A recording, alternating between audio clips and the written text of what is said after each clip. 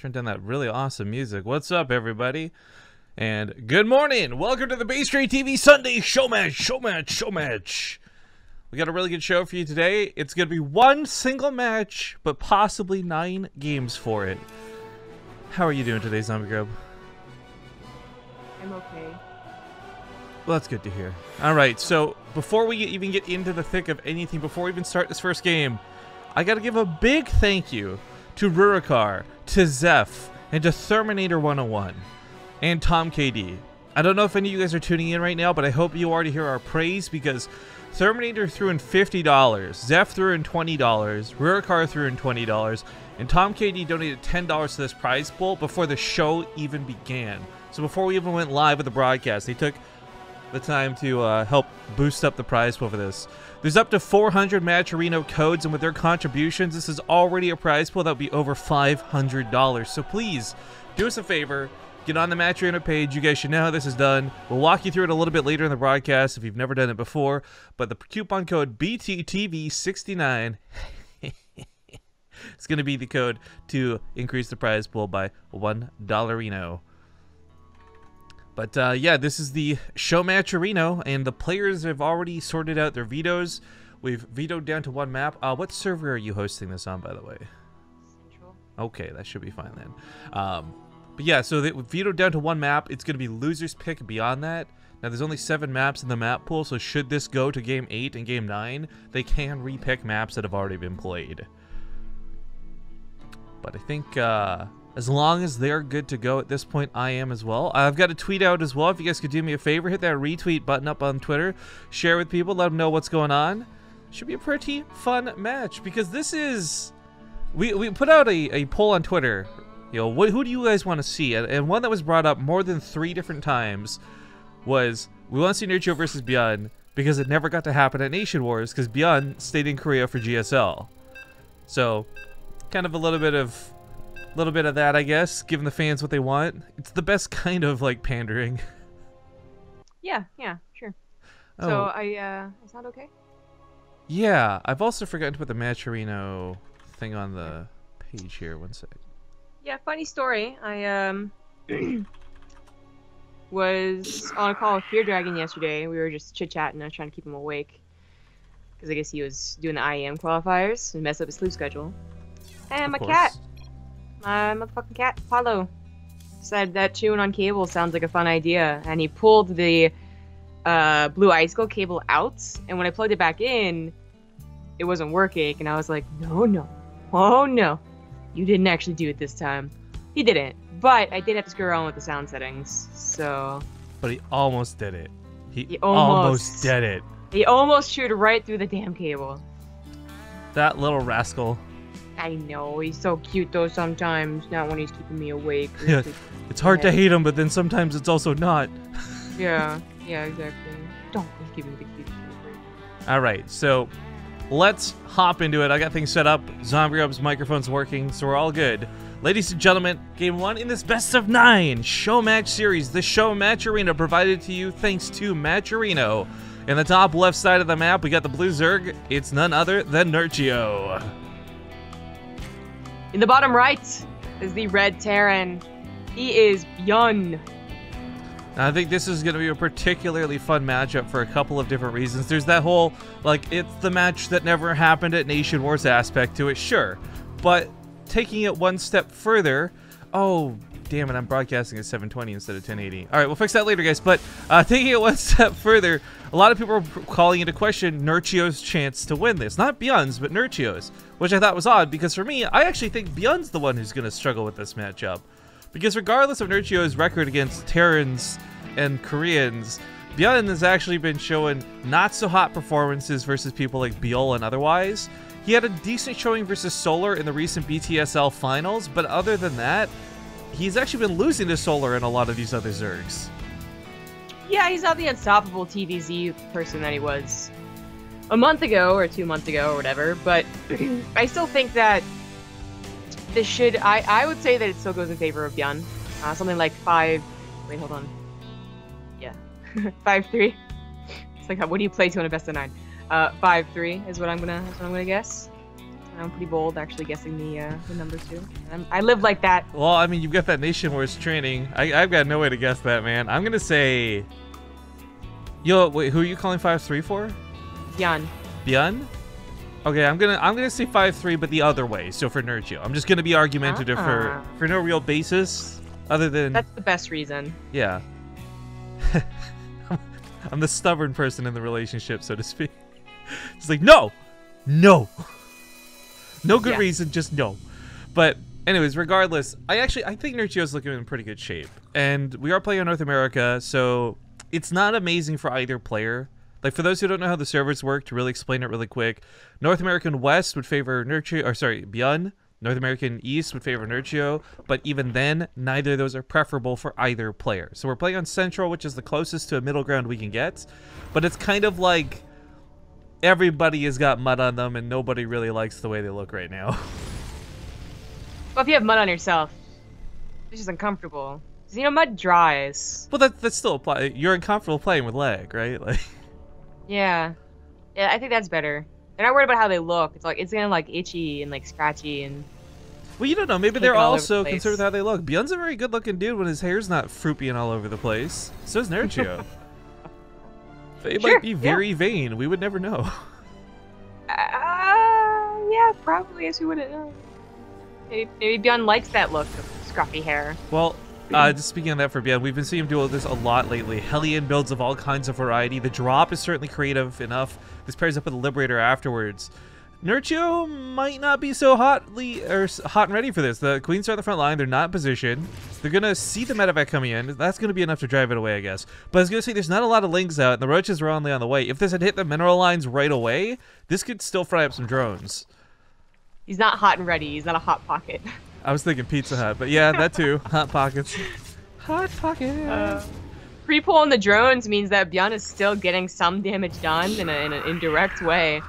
We have an armory on the way, so there's going to be Hellbats after all, and third CC. I mean, yeah, ByuN's not the type to go for mech too often. He did once, and it like utterly just got destroyed. So I think that could like deter him from doing it again, especially in tournament play. Yeah. So it's going to be Sid. I mean, I think part of it too is like you see Senpai Innovation trying mech here and there, but he also never whips it out for tournament play. Like Innovation plays mech all the time on his stream and never brings it to like an event, a show match, or a tournament. ByuN, it might be kind of the same way a little bit. I don't know. Liberty sets up over the third, kills a couple of drones. Those Hellions go back towards the main. They are Hellbats now, so have no fear from lings. However, there are some roaches out. Yeah, the roaches should be enough, but Hellbats act as the third as well. This looks like it won't do too much damage, though. If the roaches just respond to the left side, the right side shouldn't die. Like, the hatchery would be very hard to kill. The Queen's having some troubles responding to this, because of course the Hellbats are protecting them medevac, but finally Nerchio is able to focus it down. Queens can start dealing with the Hellbats, but not a lot of transfuses. Oh, gets one clutch at the last second over there. Roaches clean up the right side, and that Liberator's still a bit of a pain, but Nerchio's on it with a Spore Crawler. I gotta say, like, this was a pretty odd attack out of ByuN compared to what is normal in TvZ, but Nerchio's done an absolutely excellent job defending against this. Yeah, I think it would have been game over already for a lot of other Zergs. Yeah, I agree. Didn't rebuild a Spore Crawler, or didn't have the Queens respond immediately. Well, still loses 8 drones and a lot of mining time. What really and truly impresses me about this defense out of Nerchio is he did this with like minimalistic units. He's still got a nice drone count. He's still droning, but he didn't make like 18 roaches out of paranoia and fear. He had like 6 and then like 4 lings and a couple of queens. Like he had very minimal defenses and he held that very well. Maybe that speaks more about the attack out of ByuN. I don't know. But regardless, it's trying to set up the wall off back at home is a bit awkward. Gonna try and take the third, but Nerchio should be blocking this with some creep, I think. Yeah. Got him. It doesn't delay for too long, not nearly as annoying as it used to be. ByuN is going for tanks. He's getting his upgrade for tanks as well after all seeing that there are roaches. If Nerchio hadn't gone for roaches, I think that this also could have been game to those Hellbats, but since he did, it is, of course, worthwhile for ByuN to consider that he would actually stick on roaches. Yeah, it's interesting that Nerchio is going to choose to stick to this tech path, but I was just going to comment, we've actually been seeing a couple of folks bring back the Roach Ravager with the Corrosive Bile and the Fungal Growth combos. I actually really liked initially making about 6 too, because that does give you that leniency to build Ravagers if Liberators are going to continue to be a problem. They weren't. But Nerchio is actually investing in the whole tech path. So this is going to be kind of cool, because Nerchio was like maybe not the father of, but the perfecter of the fungal growth and the corrosive biles and all that goodness. So seeing him bring it back versus ByuN, this is like a really classically old school setup for me. Because if you guys don't know, ByuN was unbeatable by foreign and Korean Zergs alike. The Nerchio was like the first guy to beat him with corrosive biles and fungals, and everyone's like, oh, I guess that's a pretty cool build. If a foreigner can do it, we better do it. And everyone started trying to emulate it. So rude. Foreigner could do it. Pish posh, this Polish. Oh my god, I just realized, Polish or polish? I'm gonna polish that Pish off. posh, this polished Polish. I read, Gosh. red, wind, wind, the Polish polish. That's too much. Okay, so the push-out is happening, but ByuN does not have his +2 armor started. That's a mistake. And, of course, it's not going to be time about 2-2 at all anyway. But clearing up creep's pretty important. There are a couple of good siege locations on Belshir, as it is pretty, like, you know, it's a map with a lot of chokes and ramps. This is maybe a little bit sooner than Nerchio was expecting. Yeah, the tanks are a problem. Obviously, he can't move past this invisible line at the hatchery where the tanks can reach him. So the hatchery probably going to just go down. Yeah, he gives up the base. It's a little unfortunate for Nerchio, but behind this, he is still moving towards Hive Tech. He's got the base on the left side he's expanding to as well, and Belshir, I don't know, it's an interesting map when it comes to expansions, because you're still going to be able to get that fourth, and if you split it like this, like if you double expand a Zerg, it is kind of hard, despite Terran's ability, to be on both sides of the map in full force. Well, ByuN, I don't know about continuing to push. This is getting a little bit deep on the creep. Those fungal growths are almost good to go. Of course, Nerchio didn't quite have that available at the start, so it catches some of the Marines. Not an amazing start to this. Yeah. Nerchio, or well, ByuN actually, could break down those rocks if he took the chance here, spent the time to do so. Might be worth. Scan sees the attack coming from the south as well, and ByuN is going to just go ahead and drop 2 medevacs, not with his main army, but in that main base, which doesn't look too protected right now. It's obviously seen where the creep, so you should be sitting something over there. There were 4 queens over here, I guess. Oh, there we go. A little bit late to intercept that drop, unfortunately. They'll be able to drive this off from killing the new base, but still going to lose some drones for it. Meanwhile, right side still kind of pushing the tank fire. Look how close that is to the mineral line. This is almost a very abusive position with the rocks here and all. But looks like the left side is pushed back, cleaned up. That goes towards the main, so maybe hesitating to say cleaned up entirely. Spore Crawler will take care of the medevac. ByuN, though, is focusing on the right, not so much on the main. The main is nothing but a distraction as the Marines push in. It's a pretty good one. It pulled back any infestors, and it pulled back all the roach cover for the Ravagers, and well, there's not really that infestors. There's infestor. I do love that Nerchio is still focusing the corrosive biles towards the tanks. He knows that those are the true threats. But ByuN's army supply is really starting to ramp up. When you're playing Roach Ravager, normally this is a supply count that favors the Zerg. Because, you know, Roaches, they're super cheap and inflated and blah, blah, blah, blah. But he's down to 48 army supply. And this is looking rough for Nerchio. He's got that Hive Tech. He's not able to use it. Ultralisk Cavern comes down. A little too late, though. Yeah, it's almost like out of desperation. Well, yeah. It's kind of like I just do my build order while I can. GG. GG! ByuN will take the first game in this soon-to-be massive series. Because even if this, like, I hope it doesn't, but even in a hypothetical 5-0, that's still a lot of games. Yeah. That's 2 more than a regular best-of-3, Rifkin. Whoa! Whoa! Blowing my mind grapes. Oh my god. Real quick, thank you to Laser SC2 throwing $25 to the prize pool. Says good luck to all, although my tooth is on Nerchio. And then Minty Fizz threw in $10 of their own hard-earned cash as well. Thank you guys so much. Again, hit up that Matcherino page and make sure to use the coupon code BTTV69. Let's get this prize pool up to over $500 today. Someone asked about the prizes and the rewards on the page. This is something kind of new to Matcherino. You guys may have seen this with a couple others. But Matcherino's basically provided us some stuff that you can get for free alongside your donation. So if you were looking to, say, donate $20 anyways, you can also pick up one of these G Fuel snack pack things. There's Amazon Echoes and mechanical keyboards and things that I don't really know about because we don't have any part of it. But Matcherino said, hey, you know what? You want some free stuff? We'll give you some free stuff. And I said, you know what? People who already donate money, they would love some free stuff. So I don't know. There's some weird stuff on there like Soylent Coffee and stuff. I don't know. If any of that is your cup of tea, so to speak, by all means, go for it, guys. It'll be yours. And if you need help getting in contact with the Matcherino folks, we can do that. However, I'm going to put a commercial break on while I ask the stream if they want us to restart in 1080p, or if they're cool with us, just keep going with 720. So either way, we'll be back in 2 minutes. or possibly 4 if I have to restart the stream. All right, folks, we're back. Thanks for watching that quick commercial break for us. We asked the stream, and a majority of you said you're cool with the quality as is. Don't bother restarting, so we'll just keep it as is. Oh, what? Whoa, I didn't realize what Terminator just did. Oh, what did Terminator just do? I wasn't looking. How many bits? Oh, Jesus Christ! Look at all the muxies! That's a lot. Yo, is that's the new... Whoa, holy shit. Holy shit. That's a lot of muxies. Terminator. That's a lot of money. It is, but well, okay, that's true. I was looking at the muxies more than the money, but dude, Terminator, thank you for putting so many muxies in jail. Talk more on that in a moment. But 22,201 bits on top of the fact that this guy threw in $50 to the prize pool.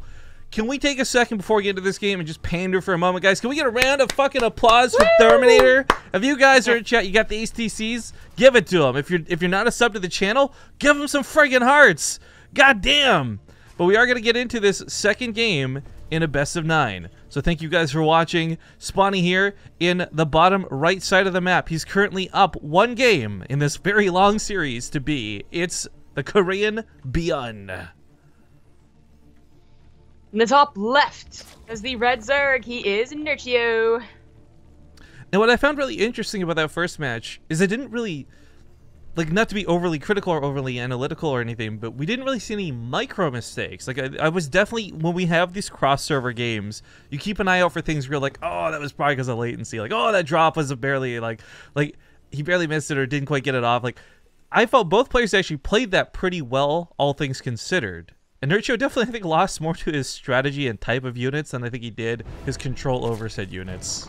Yeah, I agree. Like, it might seem initially kind of like BS that you defended so well against all these multiple drops that you still end up losing for a lack of units, but I don't know about going roaches on Belshir, and I don't know about going for a quick hive on Belshir too, as even if you did get ultras out, if they got enough tanks, it'd still be a problem, but I think that really, the kicker was the fact that ByuN didn't wait for his upgrades. Like, he attacked as combat shields was finishing, for instance, so if he got overwhelmed, that would have been his bad, and he would have just been completely dead.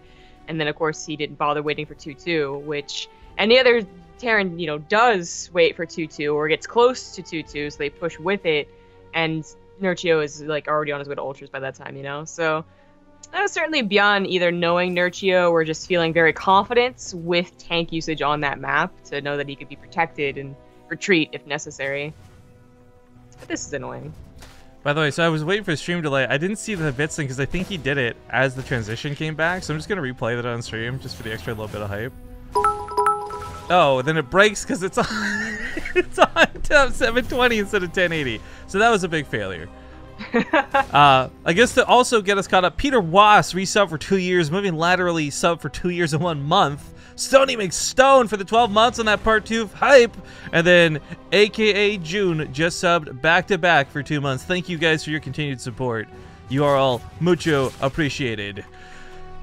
But yeah, quick reminder too as the game sort of stirs up. First off, Abyssal Reef's gonna be a fun map. I love those graphics. Do you have your physics on Ultra this time, Zombie Grub? Well, I haven't changed it because why would I bother? Oh, well, it's gonna be fun watching units fly around. But also, just that reminder, get on the Matcherino code, guys. As we talked about earlier, the prize pool's already pretty pumped up and pretty freaking awesome, but we have over 400 codes available today. I want to make sure every single one gets used. No dollar gets left unclaimed type thing. So head on over to the Matcherino page by typing !Matcherino in chat and use the code BTTV69 to add $1 to the prize pool. It won't cost you anything. You don't have to enter your payment information. You just use the code and Matcherino puts the $1 in on your behalf. But now that the shilling out is done, ByuN, he went for Hellions again. First off, the question is back, like, how do Hellions work underwater? Okay, so many questions to be had. This is like SpongeBob SquarePants world of physics. But that being said, I think that these Hellion openers, like, we're seeing a lot more dedication to them, and it does feel like we're going back in time. Because it was like, the Hellion Banshee was like the standard thing to do forever.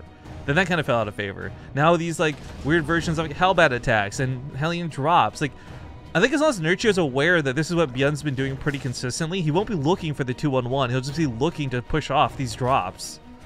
Yeah. Hey, you know, it's possible that ByuN just does this until it doesn't work, basically, and then swaps over. Like, I would imagine you could do that. But it's, of course, the Hellion drop first, then followed up by Banshees this game, not Liberators. And I don't know if Nerchio will be expecting that. Lions get a decent shots, again, pulling the drones. But we're on another map that doesn't exactly play, I think, super well to Roaches. Like, I think that any map can technically play Mutilating Bling or Roach. It's obviously, like, very slight differences, and it's, you know, probably more up to how the person plays it than how the actual style is. But this is another map that has a lot of alleyways. Like, they're not the smallest chokes or the smallest ramps, but they are, you know, not huge open spaces in the middle of the map that's, like, you know, you can get a concave on the tanks. Like, if a tank gets into a good position, then it might be hard for Nerchio to break again. We talked about this last time. We saw a really awesome game on Abyssal Reef, too, where, like, okay, there's chokes for that reason, maybe not for tanks, but again, I look at this for Liberators, and I just see a lot of ramps that'll get set up and hard places to shut down. The Banshee actually got a couple of kills here, so it wasn't a Liberator this time around, but this wasn't a heavily invested into Banshee. There's no cloak to go with it. It was just kind of made. And a Banshee made like this, too, if this was a big Roach Hall, like, if this was a big Roach Hall, and a Banshee's way better than a Liberator to help clean those up, because Ravagers just take out the Liberator almost instantaneously. But Terminator, the old fucking jail. Yeah, if you guys haven't been watching my secret personal streams with Nate, you won't get that reference. But shout out to Terminator for that extra level of dedication. Queens, whoa, almost get the medevac. Ah, 6 health. Yay. All right, calm down there. A Viking popped out. I didn't even see that. So it's gonna be able to clear up some Overlords, get rid of this sight on the alleyways that ByuN will be using. ByuN probably going to be expanding north, I guess, towards the opponents. I can't think of a better way to say that. I was going to say left, but it's not quite left. Anyways, the point is, not to the right. Not there, because that's not what I think a lot of people, even Protosses, have been taking this base. Even Zerg, I guess, eventually take this to the fourth. My concern with this is, like, well, I think this is a fine enough base to take. It does provide that high ground, right? Like, so if this is Roaches and Ravagers, you can just kind of chill up here and get a couple of pot shots off on the SCVs. Maybe it's a problem, maybe it's not, but the base presents issues that the other bases don't. Yeah, I think what it is like, because I absolutely agree. I mean, you have this high ground that if they broke down the rocks, they could abuse, and, you know, going down a ramp, it'll be easier going up a ramp. But I think the thing is that it does feel safer. Like, it feels like you can get there faster, and your reinforcement point makes a lot more sense to just rally to this space than rally forward, absolutely. Side. So it feels better when you play it. It does look a little suspicious, though, as more people are going to be more apt to abuse that position. So this is, by the way, dedication to Roaches, fast infestation pit, but also banelings coming into play, which I find very interesting. I guess he's worried about those Marines being a problem again. Big thank you to Alling, by the way, for the 24 months. It's 2 years. Glad to see you're still going strong. Damn. Hey, man, it's been like 3 years. Well, 2 years for him, but I'll take it. That's awesome. Yeah, we are still going strong. We got such good plans for this year, guys. I have so many cool things to talk about, but none that I can legally say until we get permission from people. I hate being held accountable. Okay, Infestors coming out, by the way, are a pretty big deal, because last time ByuN was already pushing into the 3rd, the 4th, and Nerchio had just barely gotten those Infestors out, which is, I think, a big part of why that attack flopped. What's kind of cool, though, to consider is, I think in the past, you couldn't really afford to mix Infestors with Banelings. The gas usually was just too hard to get at that point, but with 4 bases, Nerchio should have plenty of gas to go with, so land a couple of Fungals. Maybe the Corrosive Bile hits, maybe they don't, but if the Banelings roll into units that can't run away, that's going to be guaranteed kills.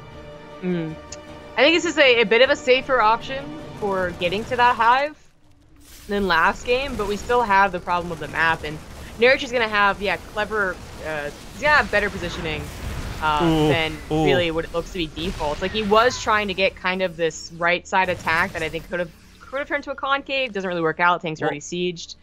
This is really important that he split like this. We just saw for an instant there with one shot, the Infestor coming down to like 10 health is why, or 20 health, excuse me, why you don't want to engage the siege tanks anymore. The siege tanks really shut down these strategies because, so much damage gets done. But Corrosive Biles take out the tanks, Lings swarm on in, Roaches and Ravagers are kind of, I guess, in a way saved. The fungal growths are so sick, and the Corrosive Biles take out most of the medevacs. ByuN's army starts falling apart, but can Nerchio keep pushing? We got slow Banelings coming in from the rear. Tanks have taken out most of the front line. Backing away from that focused fire might be the best course of action. My gut kind of like hurt a little bit watching that fungal. That was pretty good. But it still manages to trade out even still a little bit in favor of ByuN, actually. He still has an army supply lead, and his upgrades are finishing up. So well, he got the infestors, right? That's always the big thing, and that's exactly what I was talking about before. Like, tanks are so good at pushing those away. They got 13 range. Infestors are armored, so they take the full bonus damage from the siege tanks. Now, the real trick is if you stop them from pushing entirely. Like, if you stop them from pushing for 30 seconds to a full minute, then even if they still have a good army, it might be worth because you are on the way to ultras, and even adrenal glands are on the way. So, while ByuN has a really good army, I guess maybe he's a little bit scared. He doesn't have a lot of medevacs anymore. He is thinking about the long con. He's going to go for a 4th base. And Nerchio did buy a little bit extra time, but his ultra still need to get chitinous plating, so he needs to stop ByuN from getting into another good position. Well, it's interesting that he goes for ultras. He did this last time, too. Corsair's going to land on top of the tanks to take out that Liberator to boot, so this was actually a pretty good defense out of Nerchio. But once again, losing Banelings into the fight, pushing a little bit too far. I don't know if he can keep going. If he lands the Corsair, he takes out another tank, which is always nice. But I was going to put, he did this before, right? He went for the Ultralisk Cavern in the first game and didn't quite hit the mark. He wasn't quite there and ready to go. But the fact that he invests in the armor, the weapon upgrades are not nearly as important. Oh, here we go. Corsair's going to land on some of the bio. So he's going to have, like, armored Ultralisk with or without chitinous plating because they come with, of course, the bonus armor that they got changed a couple patches ago. So this is still going to be really tanky. Ravagers are the damage and tanks, or the Ultras are the health. This is looking kind of suspicious. I know Nerchio, well, he has 3 ultras on the way to infestors, but almost lost all of his, I guess, squadron units, his Ravagers and all his Lings. But there it is, a scan that they just revealed, the first ultra, oh, the Ultra's cavern. Okay, well, the point is, he knows they're out. Yeah, I mean, Marauders are already being made, partially to do with the Roaches and Ravagers, but also because there's a lot of Banelings threatening his bio. He couldn't just go with pure Marine. So, between Siege Tanks, Liberators, and a lot of Marauders, hell, even this Banshee, which is barely alive. God knows how that thing's still standing on 17 health. It's got 9 kills on it, by the way. I think ByuN's army is okay for now. It's not really hit dangerous territory for either player just yet, but Nerchio's Ultras with chitinous plating certainly bring a little bit of an extra edge to the battle. Well, 3-3 is started, and that's actually not so far off from what Nerchio could be. Here's that fungal growth, though, and the Kaiser Blade's just going to chew through the bile. The corrosive biles don't hit much, but GG's get called. Ladies and gentlemen, Nerchio takes the 2nd game in the series, tying it up now 1-1. Saw that Marauder. You saw it go flying? Yeah. I did, yeah. That was a pretty good game. I like that Nerchio did a little bit more, so it wasn't just complete greed up to Hive. But also, I liked his concave that he got. Like, ByuN never really could find a position that was just a choke and him funneling through. Right? Yeah. That was a cool game. I like that one a lot, to be honest. A lot of style points for Nerchio on that one, too.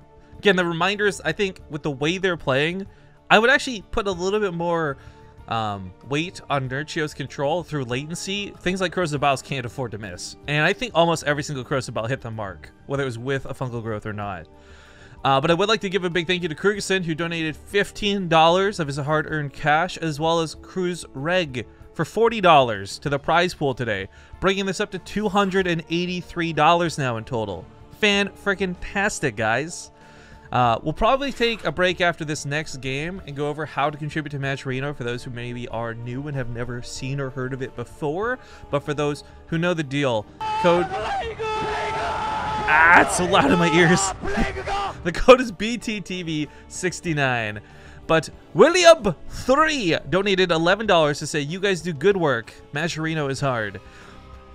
I don't know if it's that hard. I will mention, by the way, we're still on the collection for the donation train. If you guys are contributing to the donations here on the channel, that money's actually going to go to a different Matcherino page for our mega tournament fundraiser, which has over $3,000 raised at this point.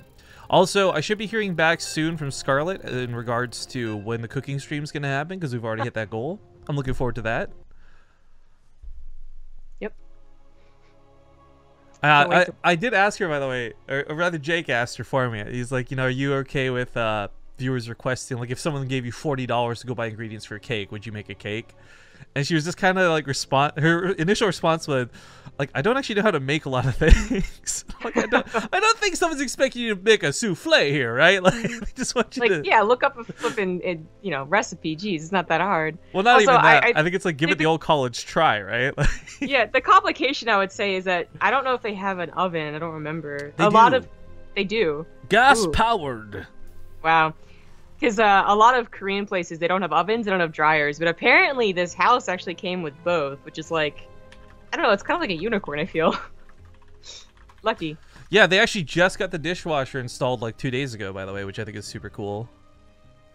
But anyways, ladies and gentlemen, the best of 9 long series, possibly still going, already tied up, a bit of a back and forth to kick this off. And the bottom left side, he just lost Under the Sea. We'll see if you can win Above the World on Proxima Station. It is the blue Terran player, ByuN. I would have given you 1,000 points if you had been able to pun both to a Disney song. Missed out, man.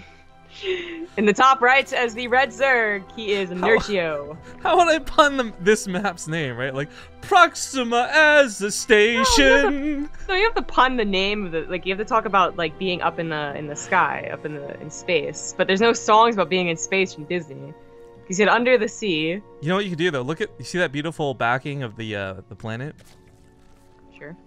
Paint with all the colors of the space station. That's like 3 colors, like dark blue, blue, and black. I don't know, all man. The colors. You tell me, how would you do it? I can't. I don't think there's enough space movies. Like, okay, let's think of the Disney space movies. If we think of a Pixar too, again, kind of like I suppose. What are the Disney space movies? I mean, Toy Story had space with like Emperor Buzz Zurg. Lightyear. Yeah, what? Buzz Lightyear. But... Oh, it's the Emperor of Zurg! King Arthur himself! Above the... I don't, like, go the distance? No. No, that doesn't work. I don't think you can do it. I'm sure chat will come up with something super clever, though. The Vespian is always greener in somebody else's base. I wonder why you're singing that. Yeah. I hope Tempo actually finishes recording that today. I really wanna work on that. But if you guys don't know what I'm talking about, we got map intros coming back into play for BaseTradeTV in the near future. It's just a matter of time and effort and getting some time off because we're gonna be casting a lot this coming week. I guess what we got a really awesome kind of last-minute impromptu show match for you guys today. We do have our regular stuff. The Corsair Cup monthly finals is tomorrow. In fact, if you like Nerchio, he'll be returning, I believe, to play in that. I'll have to go look at the player list. He played in a lot of them, so I'm just assuming he qualified through. I don't actually know off the top of my head. But, alright. Also, ByuN did win the BTSL first season finals, which was kind of cool. Yep. Got some cash for that. So, while we were trying to think up, clever song titles and whatever, ByuN did go back to 211. So, I guess it was on the money about him, like, do it until it works, or stopped working, rather, and then switch over back to 211. Well, it's the same logic for the 211, though, right? He was doing this until it got stopped, then he'd swap over to the Hellions. That's what I was going to say. He would do this, too, until it stops working, and then maybe he switches over to something else. I don't know, mech or something? Oh, maybe. Please. If there's a god that actually exists, please. Sure. I mean, I was going to say, like, this would have been a really good map to do mech on with his easy 3 bases, but yeah, there'll be other opportunities. For sure. Opening with the Roach Warden once again. This seems to be kind of standard from Nerchio. I actually don't think this will do phenomenally well versus 2-on-1 openings. However, it's not usually the Lings that push back 2-on-1 openings. It's the Queens. So if Nerchio's got enough of these ladies out and ready to fight, I don't think this will be so bad for him to deal with. My favorite thing, though, is watching... And I don't even think this is the most effective way to do it, but I love watching Snoot. When he goes like 10 queens, you just kind of laugh at how ridiculous that is. That's what I do. I feel so safe, like queens are unbeatable, literally unbeatable. But yeah, the trick about going for roaches against the 2-1-1 is making sure you have enough roaches, because 5 seems like a good beefy amount with queens, but actually they target fire and suddenly it's not. And also that you're able to respond to different locations, and that's where Lings would help out. Most people just drop in the front and clean up creep, ByuN included, so it's not too much of a worry initially. But if ByuN sees that it's roaches and then decides to go for another 2 drops somewhere else, that's where Nerchio could start having trouble. Well, the creep spread is actually already so far out, he sees this coming from a mile away. No one remembers Treasure Planet. That was like the end years of Disney's Renaissance. But yo, Treasure Planet was legit, if we're gonna be real for a second. It was a cool movie. I agree. I don't think. What is songs? Was this was Atlantis Disney as well? It was, yes. That was another good one too. I like that one. Yeah, but we already had Under the Sea. Milo was kind of a wiener, but whatever. Yeah, kind of. Also, there wasn't any songs in that one, was there? No, there was. There definitely was. There's like the working song. Okay, well, this is a nice scan for ByuN. He stops this incredibly forward creep spread out of Nerchio. Nerchio may want to plant that down again, but he also might be feeling a little conservative with his energy. While more creep tumors would be nice, transfuses are almost going to be necessary. In fact, as we see, one of the queens already getting focused down. 2 transfuses going to her. The left one dies. Nice pickoffs out of ByuN. Always seems to get a queen with his first attack, no matter how good versus bad it ends up being. Oh, ByuN's good like that. But ByuN knows that it's roaches now and should be going into tanks. Yeah, okay, that's building the tech lab.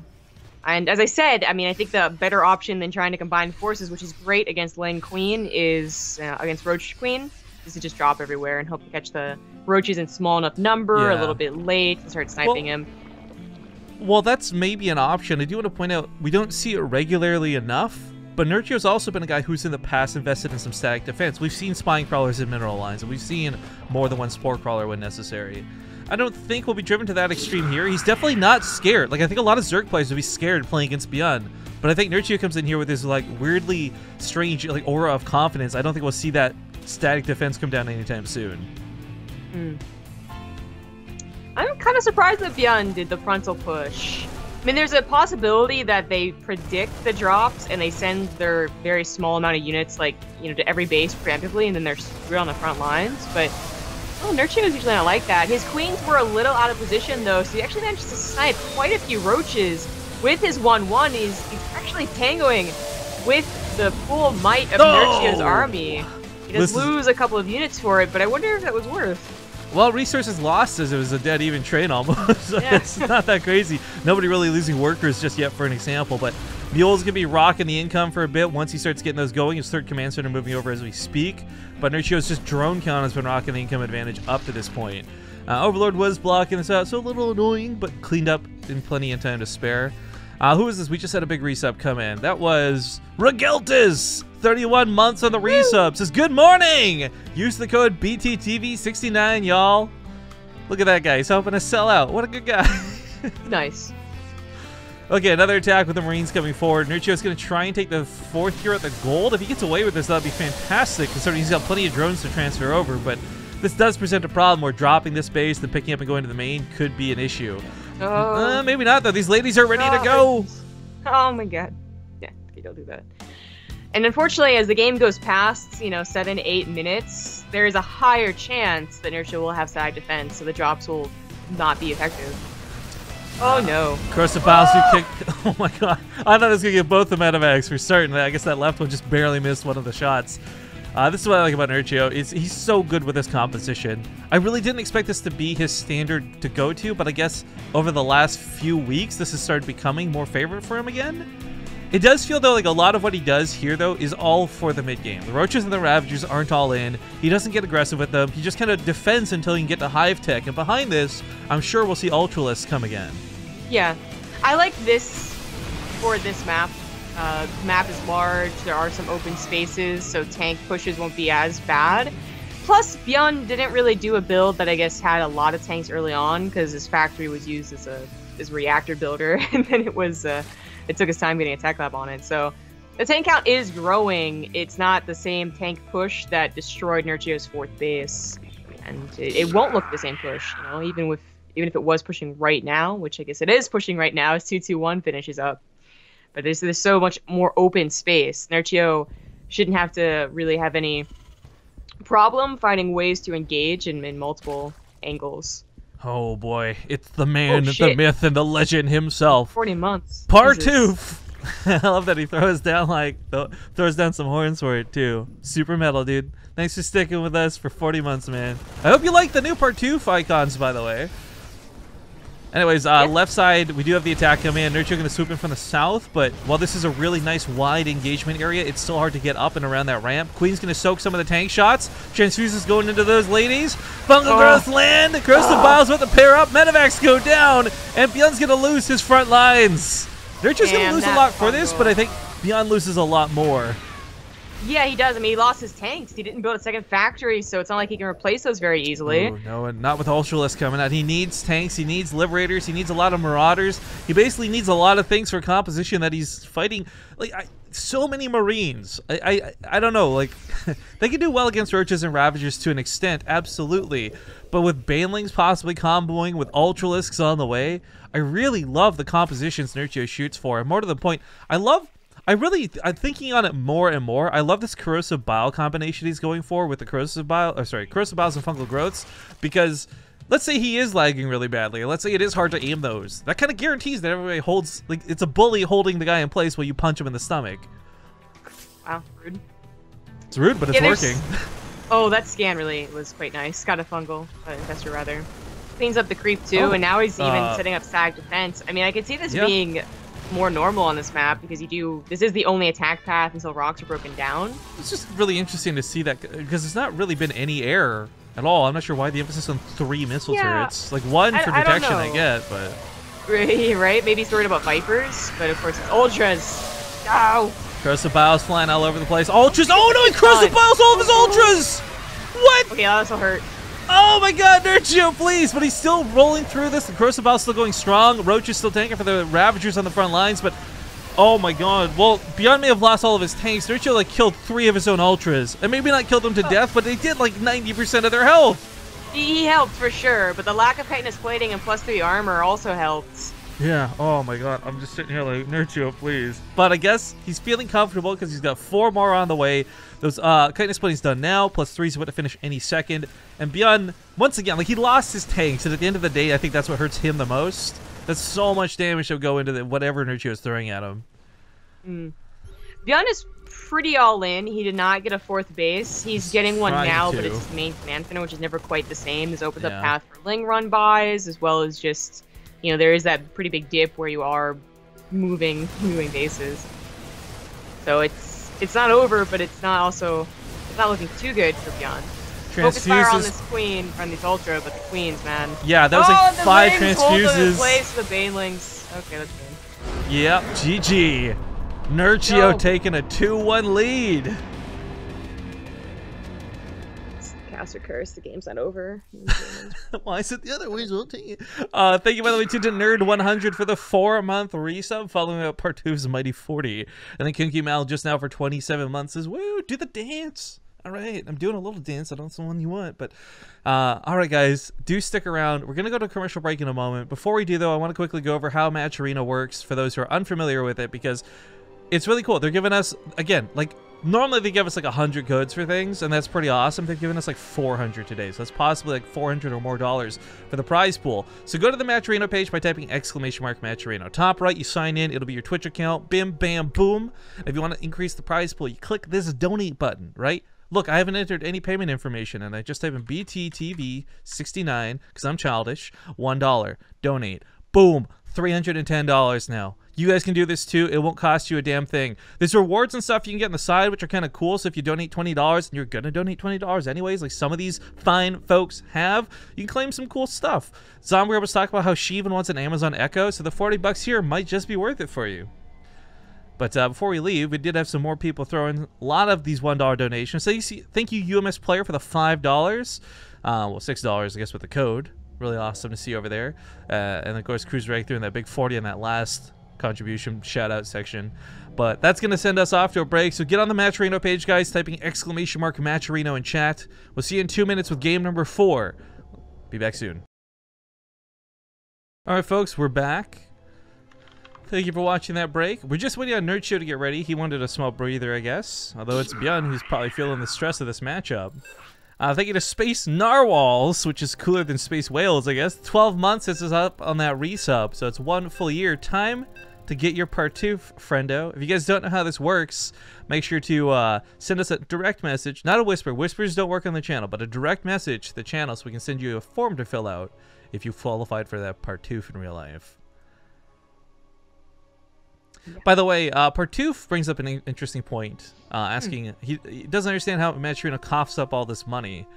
I guess we'll do the intros first, and I can actually talk a little bit about it. I'm not going to pretend like I know super in depth, but I've also asked them this, because for me, all this money out of nowhere seemed really fishy. It kind of reminded me back of like the scam days and all that. But we've met them at several different events. We've talked to them a bunch. I'll explain it in a moment, at least from my knowledge. But keep in mind, I won't be speaking on behalf of Matcherino. I'm speaking on behalf of a guy who's just talked to people at Matcherino. That being said, kicking it off here in the top left, he leads 2-1 in the series, but keep in mind, it's first to 5 to win this best of 9, so we still got a ways to go. It's going to be the red Zerg player. It's Team Experts, Nerchio. In the bottom right, as the blue Terran, he is ByuN. Thank you, Zombie Grub, for having my back in Twitch chat. Although it is completely accurate. The code is BTTV69 because Rifkin is immature. Anyways, so Matcherino works with a lot of different organizations, and basically, when you start off, I guess, as this sort of, we'll call it like the Kickstarter of esports, if you want it to look like that. Like, they really, if you guys remember the early days of Matcherino, they had no backing, they didn't have money to provide, and they were just trying to goad streamers into fighting each other, and that didn't really work out. So they started doing tournaments with us. Seems like things took off from there, and from what I understand, they have a lot of people, like, if you guys look at the rest of Matcherino, they got really big tournaments on there now, like literally like thousands, tens and thousands of dollars worth of tournaments going on. So as they have people invest in them, they can use those investments basically to get some money and work towards getting more stuff for other people. So for example, throwing $400 of codes, it's kind of like the same thing as if Zombie Grub and I decided to throw a $400 Showmatch out of nowhere on our own. We're spending our own money, but we'll get return on it one way or another. It might not be that we get $400 back in ad revenue and subscribers, but we'll get something in return in value. So Matcherino certainly isn't like making $1 for every dollar they give away, but it's worth their investment, is the best way I can think to describe that. Again, this is just what I've gathered talking to them. I'm not speaking for them, and I'm not trying to say I fully understand their business model, but they've been going strong at this for over a year now, so something is working. Right, yeah. And it'd be guaranteed he didn't make it back, but at the time, like in date, right? But well, that's like for us. We couldn't even make like $5 to pay for a drink for the cast type thing for a long time, but eventually it started paying off later. Yeah. So this is going to become so common on Paladin and Terminal. I'm surprised that ByuN even kind of fell for it. Like, I think he was thinking the direct option is too clear, so I would find the Lings on my way over. But Nerchio took the sneaky path to the north. Yeah. He also might have just been thinking, like, this map is so small, I could come back anyway and I wouldn't lose too much time, which he didn't. He saved the SUV and lost, like, I think, like 8 seconds on the command center. But now he's going to go scouts. And it is important that he scouts because Nerchio is not, I mean, obviously he's been playing roaches, but in a macro sense, but he is totally not above doing roach rushes on 2 bases. He's doing a lot of that, in fact, in Nation Wars. So ByuN's going to be on top of this. He could just scout the 3rd base, and I would tell him it too, but he's going to scout the main. Yeah, again, that Nation Wars thing too, it's really unfortunate we didn't have ByuN go to those finals. And I gotta wonder, like, would that have been a different result if he had been there? Like, good or bad, right? Like, maybe if ByuN was playing instead of Zest, the series ends up dying and Poland wins. I don't know, like, or maybe ByuN ends up 5-0ing for all we know. But what's kind of cool is that we do get ByuN here and now, which is great. I think it's a little bit sad that he fell out of GSL so early, but it does mean he'll be more, like, it's not like he was hesitant to join events in the first place, but I think he's now more willing to play in anything, as there's several weeks still to go until GSL concludes, and he's got nothing to do in that time period. Yeah, but thank God it's not 2 GSLs, it's 3 GSLs. Yeah, 3 and the GSLs. whole, like, rumor about SSL is also pretty cool. So I'm like whatever for that, right? Like, because it's a rumor, there's not hype coming from me. But at the same time, if it does come back, I hope it doesn't take away this awesome breath of freedom that we've been seeing lately too. Yeah, that's good. Like, having all the players be willing to play in things lately has just been so awesome. I mean, Junior Green Wing players are still showing that, like, with the Kespa rule of law, they're not willing to touch base in other events, but seeing everyone else play in things has just been so fun for us, at least, and I hope you guys, the viewers, have enjoyed it too. Thank you, Vegas62A, for the new sub hype. Glad to have you on board, friend. This does create a very awkward wall-off, being Paladino Terminal. 2 chokes leading to a very horrible wall-off situation. You got the hidden smoke on the other side. I'm not a fan of that layout. But I do want to point out an interesting dynamic on the map that we'll see perhaps out of Nerchio more than ByuN in terms of these thirds. Before this even went live, we were watching the map test tournament for this. You know, when we hosted that $5,000 tournament, excuse me, $4,000 tournament a while ago. Every time we saw someone attack their way into a third, they always got trapped into the third, and even if they killed the base, the defender would kill the army, and this gave them a bit of an advantage. So The thirds, I'm not super in love with on this map, but they certainly create a different dynamic. Yeah, because the reverse can have, like, it's not that the attacker will always be trapped if they push into the third base. There's also a chance that, for instance, Nerchio's reinforcements are trapped from either his natural to the third, or vice versa if ByuN is really getting into a good position. But this is not enough units, and even though it's a small map, there's not a ton of chokes. There's just really the one in the middle, and then everything else is pretty wide, including the ramps here when you do break them down. So ByuN's got to be careful with tanks, with small armies, and gotta be careful not get supply blocked. ByuN, God.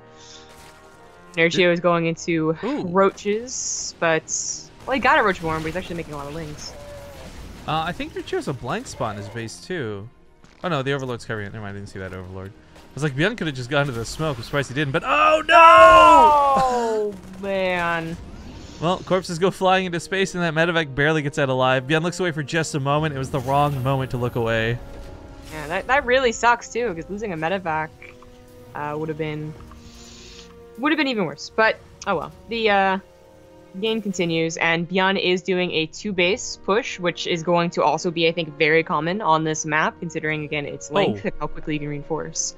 I didn't look at the Partouf bets until just now, by the way. You want to take a guess what the odds are like? Who's option 2?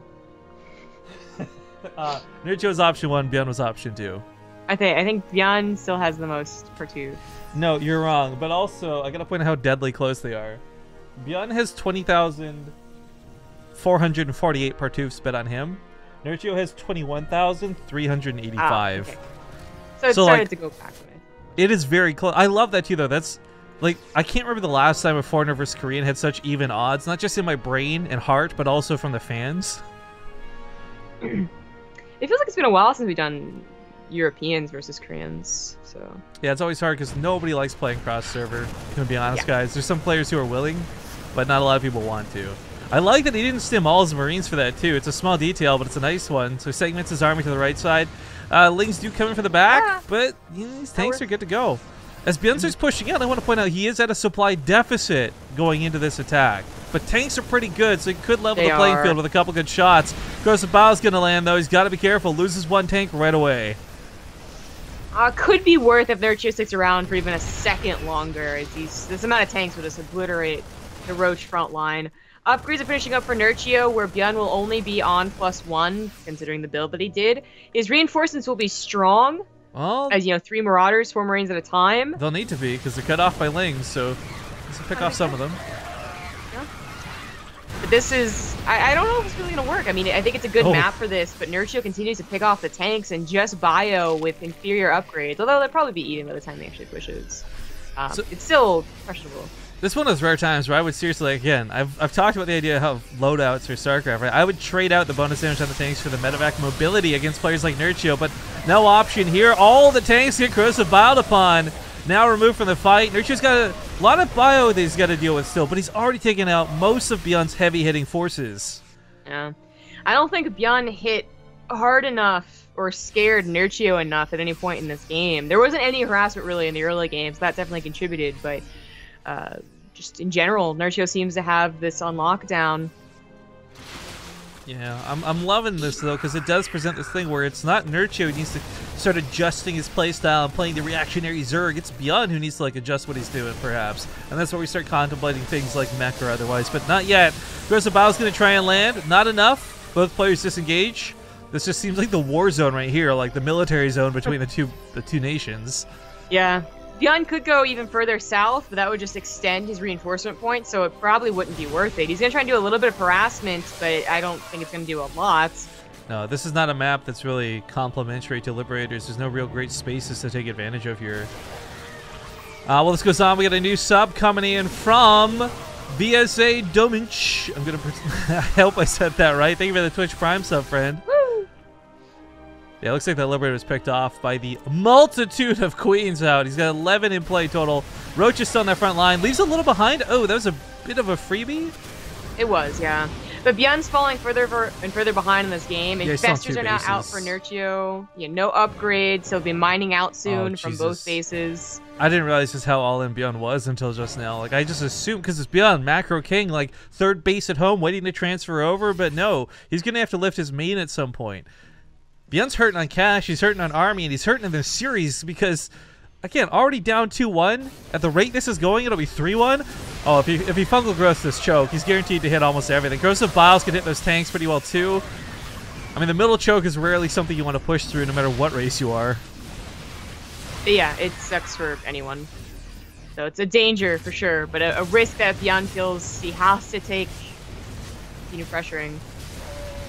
This looks a bit more promising as he drops here and then pushes to the right side, but it doesn't work out. Doesn't uproot enough of Nerchio's forces. He actually left like 2 Ravagers with the Queens. Like, it was more than enough. And the main army stays focused. And this is just, for me, like, ByuN is playing this really well, and he's doing a lot of things right. And we're not seeing micro mistakes caused by server latency or anything, but we're also seeing Nerchio with this ironclad defense in every game. Really, almost no openings whatsoever for ByuN to take advantage of.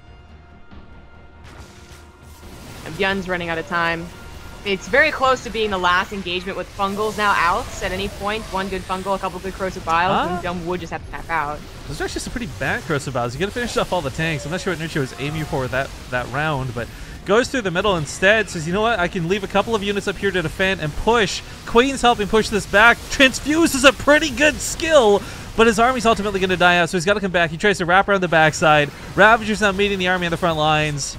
And, oh god, that Infestor, that poor Infestor. GG, still get called. Nerchio! What is going on, man? 3-1! Alright, alright. Addition could still happen. It could. ByuN is the guy who has classically gone down in a series, started off like 0-2 and then bringing it back. So I definitely believe in the comeback potential here without trying to oversell ByuN, but this series is looking really good for Nerchio. If ByuN has any tricks up his sleeve, he's really got to consider pulling them out soon. This isn't quite match point yet, but if Nerchio wins another game, it will be match point. I still got a couple other maps to choose from. Kirk. Well, while he looks, thank you Farfig Nugan for the 12 months. Let's see Mech next game, ByuN. I'm with you, man. I want to see it so badly. We're up to $374 raised on that prize. Well, guys, I can tell you already, there's still like 300 codes available. Let's make sure every single one gets used. It won't take more than a couple seconds of your time to visit the Matcherino page, use the code BTTV69, and let's get this prize pool well over $500. There's certainly the capability for it at this point. The players do know it's a 60-40 split, so whether we reach that goal donation number or not, again, 60% to the winner, 40% to the loser. Both players will get a fair amount of money for giving us some very entertaining games today. The map's going to be Honor Grounds, which I kind of forgot about. Me too. It's a very... This is that big one, right? No, I already did the huge one. Honor Grounds is the 4-player. Oh, the 4-player that doesn't look like 4 players. Yeah, exactly. You're thinking of Proxima, which you already did. Yeah. Get together, Ripkin. I like Nerchio tweets like into a 3-game lead in the series. By the way, I'm playing a Showmatch versus ByuN. I guess like when you're up in the series, you want your fans to come watch and cheer you on, and I don't blame them. Of course. I mean, Nerchio may not have won Nation Wars, but I feel like he got the hype from that finals more than the winning team did. Am I wrong in saying that? Well, yeah, that's the nature of any foreigner versus Korean. Koreans win, no, like they met expectations. The foreigners got 1 game. Oh my god. So wait, are we basically all Tiger Moms as the fans? Is that how that works? Yeah, there's no exceeding our expectations for the Koreans. It's like, Mom, I brought home an A. We should have gotten an A+. Yeah, exactly. It's only not meeting them. All right, well, we got a lot of people throwing in the $1 coupon codes. Really appreciate that. But we also have some real donations coming in. Dear Dune, $5. We got Partoof also throwing in $10. It's kind of hard to see with all these floods of ones, but I think that's all the most recent ones.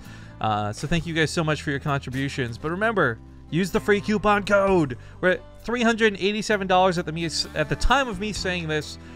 BTTV69, that's the code. We can get up to $500 or more. Let's do it. Let's aim for that high goal. Let's get the players as big of a prize pool as we possibly can. Thank you guys for watching, but of course this is a best of 9. And in the top right side of the map, he's up 3 points already. It's the Red Zerg playing for Team Euronics Gaming. It's Nerchio. In the top left is the blue Terran. He is ByuN, and I still haven't seen any other spawn position. Except horizontal. Well, this is horizontal. What? Oh, wait, I see what you mean. Yes. Okay, agreed. I thought you meant, like, mix this two up, right? I haven't seen any other spawn location except for the other one, which is horizontal, is what I thought you meant. But you know, you're right. You're right. You're good. Okay, okay. Thank you, the 7th Legion, for their Twitch Prime sub, by the way. Glad to have you on board. Electron Hammer for 18 months. Says Ace Kate's freak me out. I'm not kidding.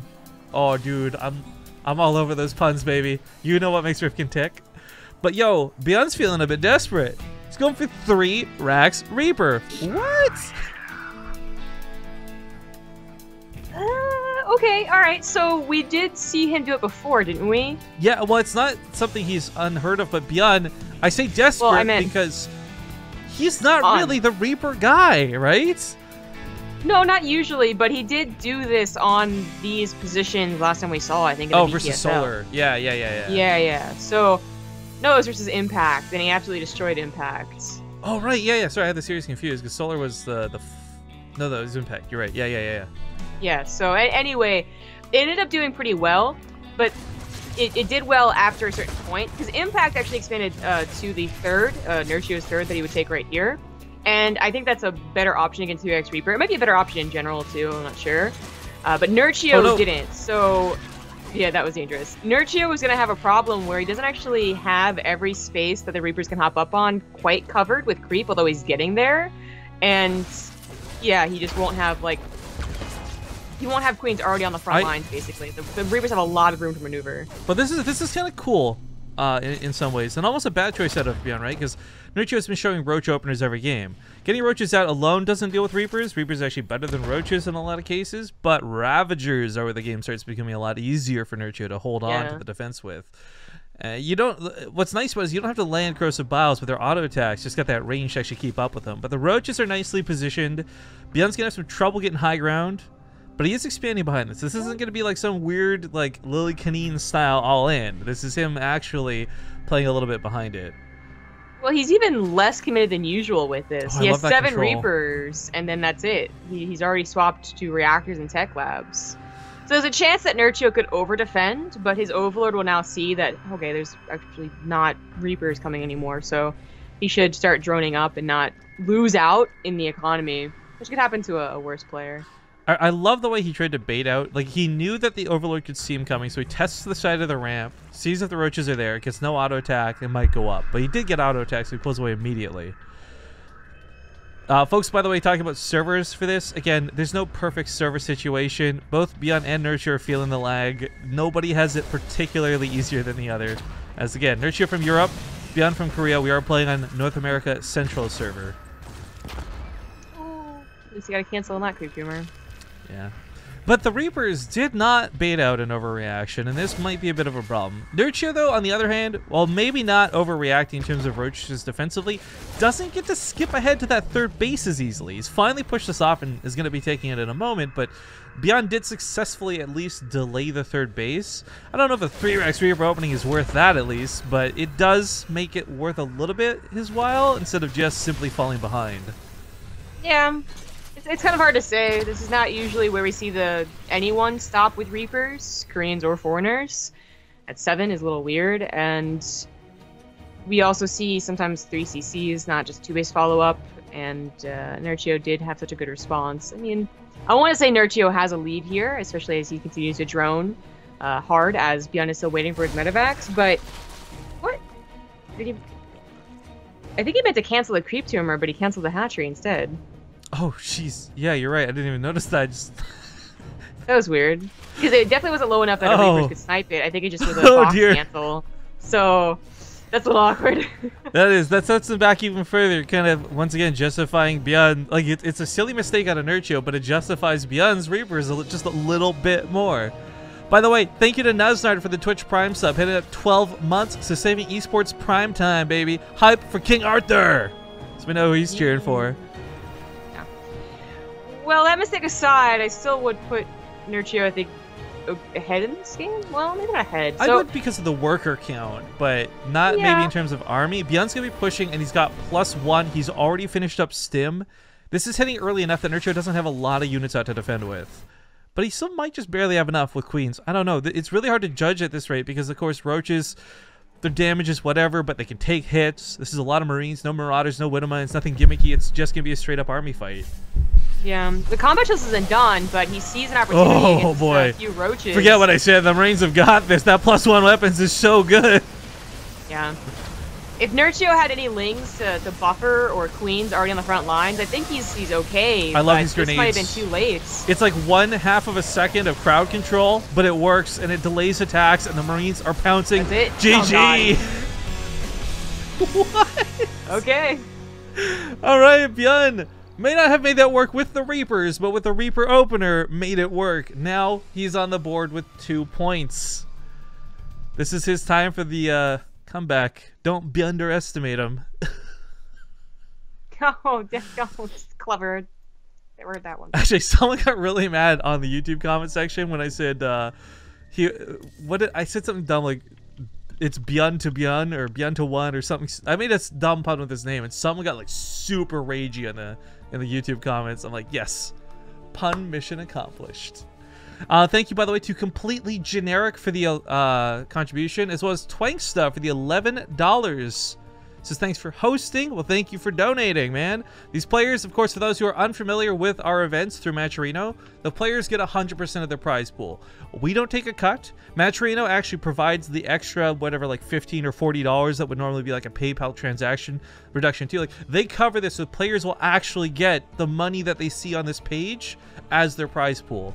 So again, we're up to holy shit, we're up to $442, guys. We're getting closer and closer to that $500 number. If you want Rifkin to really just shut the fuck up and stop shouting out this page, let's use up all those codes. So I've got nothing left to talk about.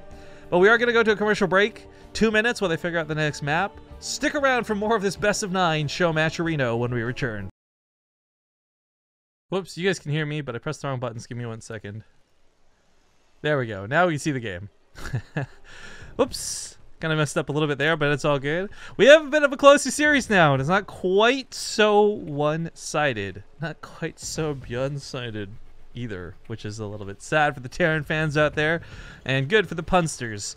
But in the bottom left, he's got 2 points on the board. Funny story about what happened between games to talk about him in a moment. It's going to be the blue Terran, ByuN. What embarrassing. A little bit. In the bottom right does the red Zerg. He is Nerchio. But of course, before we get into the story, I got to give a big shout out to Striker81, sub for 10 months, and says, "It's an honor to have supported you for nearly a year. Thanks for all you do, Rifkin and Zombie Grub. You're awesome." Well, you're awesome for supporting us. So there we go. We're both awesome. Let's keep being awesome together, folks. But also, thank you to Jack Silvis for the $10 contribution to the Matcherino page, up to $445 at the time of speaking. It's good stuff, fam. But so, as this works, if you guys don't know, it's loser's pick. So whoever loses the game gets to pick the next map. Maybe give them a bit of an advantage, something more comfortable with. As we got out of game, we asked, next map? Just kind of blanket asking it. And ByuN replies, like he's just so used to losing at this point, he picks the map and he's like, oh, and then Nerchio picks the map, of course, because he lost the last game. So it was pretty cute. It was pretty adorable, I'm not gonna lie, but at the same time, I'm just like, oh, ByuN, oh, there, you're not losing that bad, buddy. You still have a couple of lives left. He expected to lose that game after his Reaper said nothing, so he's like, oh, yeah. Well, that's the thing, right? It's ByuN and Reapers. Like, he expects nothing from them, just like we do.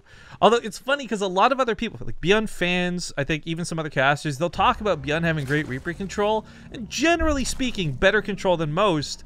But ByuN, I feel his Achilles heel, his weakness is, like, Reapers are the least impressive part of his playstyle to me. This guy can do wonders and amazing things with Marines and drops and every other aspect of this game. But he always just seems to, I don't know, mess up when it comes to Reapers, whether it's with the Scout or whether it's going 3 racks all in. Yeah, for everything else that is so amazing about ByuN, his 3x Reaper is perfectly mediocre. Like, he can do it as a professional Terran, but it's not mind-blowing. I feel like that's one of those button situations where, like, press this button and you become a god at Terran, but you'll never be able to use Reapers. I would take that. I would, like, every time too, yeah. Yeah. But it is also funny because his first Reaper is very commonly killed too, and that's just like a funny part about ByuN. Yeah. In this case, he has to be pulled back. I think it's funny because ByuN would always lose his first Reaper, having like diving too hard. But since pull firsts have become so common, and he always has to pull his Reaper back, I think we've seen less Reaper kills from him. That's actually pretty true. Yeah. I was gonna comment too. Just it's not even just Rifkin and Zombie Girl, but like a silly bias trying to make something out of nothing. When we were at the Alima League finals in Busan, we I got to have a bit of a chat with Gumiho and Ryung, and they all kind of like. Their English wasn't so great, but they all basically managed to say that ByuN's Reapers equals poop, and I was like, yeah, that's glad to see it's not just me who thinks that. So, PM. Those guys are so funny, though. I love when you get people who, like, the Koreans are all very friendly with one another, and when they are on good terms, like, we got to see the 3 Terran bros hanging out. Like, it was actually pretty fun times. 3 Terran bros? Yeah, because it's 3 Terrans and poor Sue. Yeah, Sue was literally like put into his own table, like nobody sitting with him just on his own. Meanwhile, the other guys are like basically hugging each other, chilling on the couch, like arms around each other. I felt so bad. I'm like, I've never seen more Zerg just isolation ever. Yeah.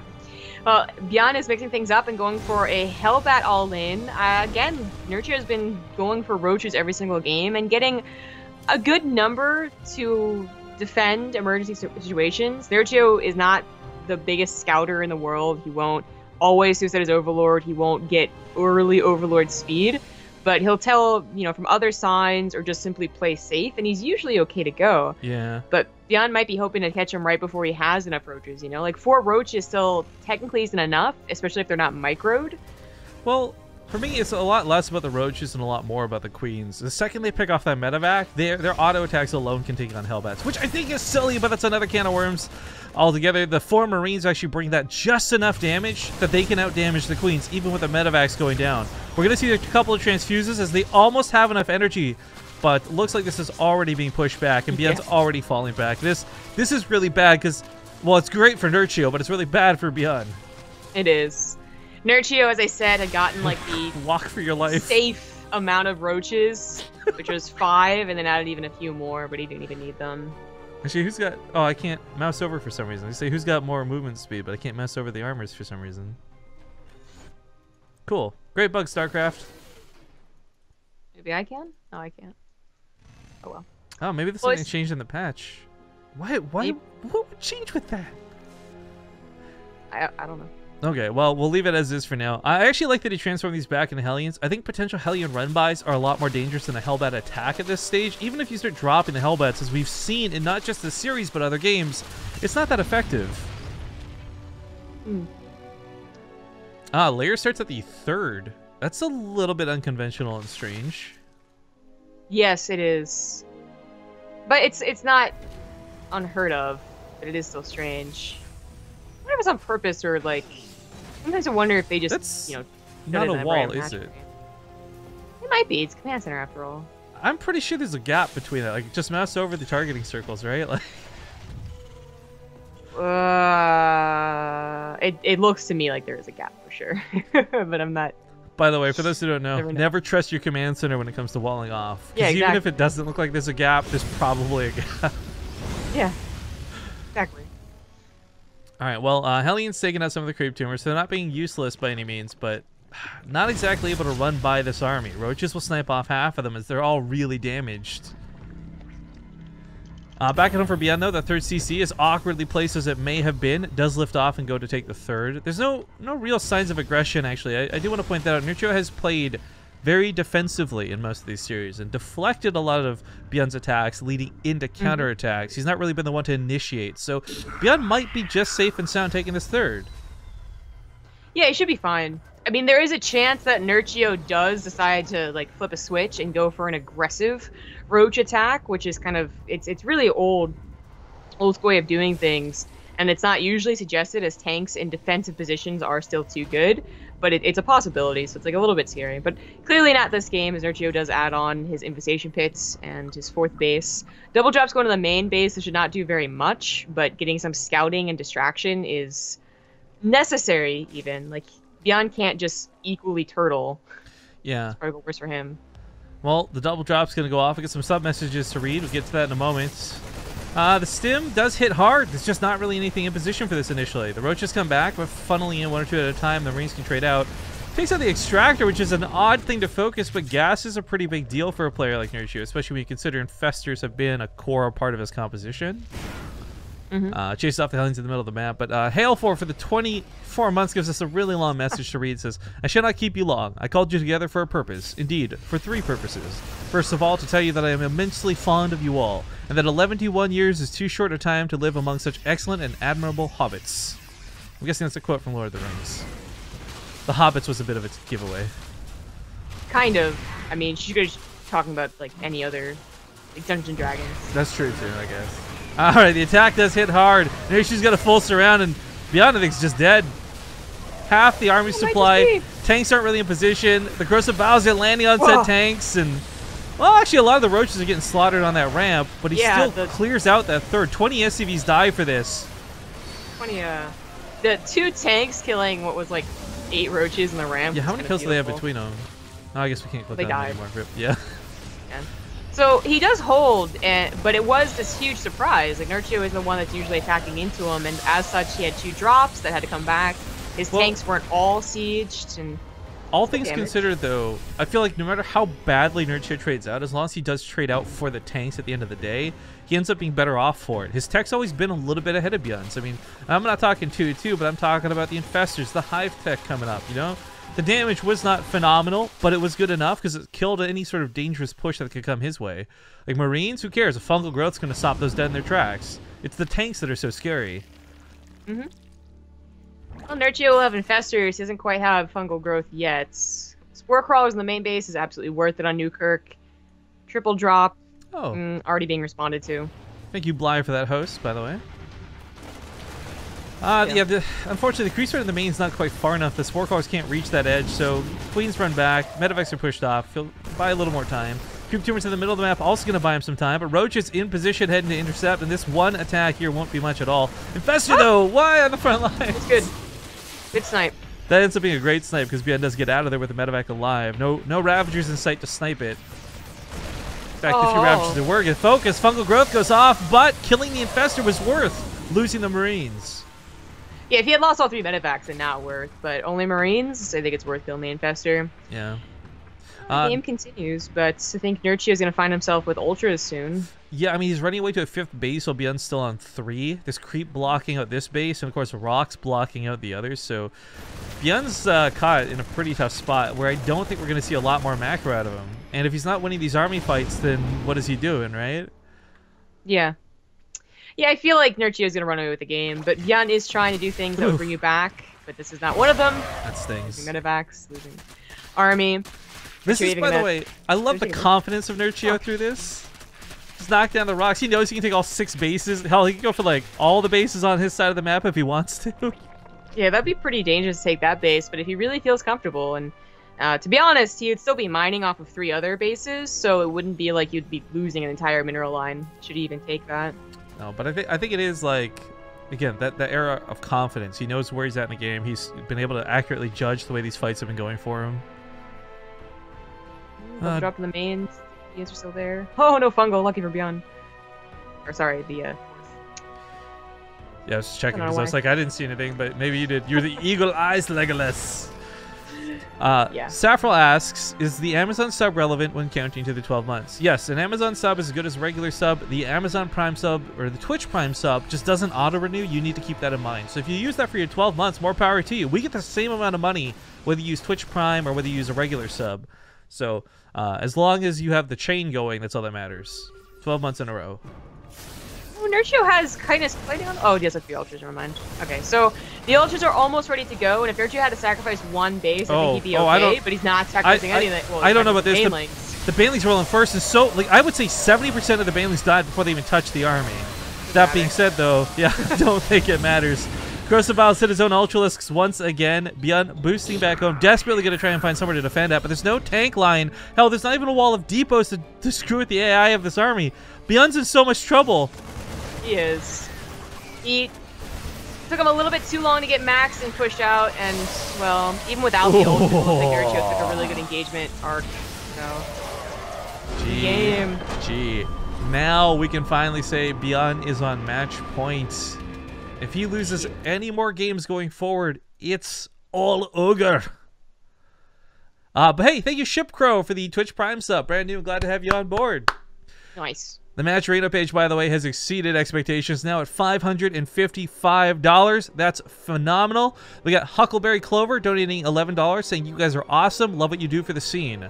We got Striker81, no message, but donates $40 to the prize pool. Also, glad to have you on board. That's awesome stuff, man. Very cool.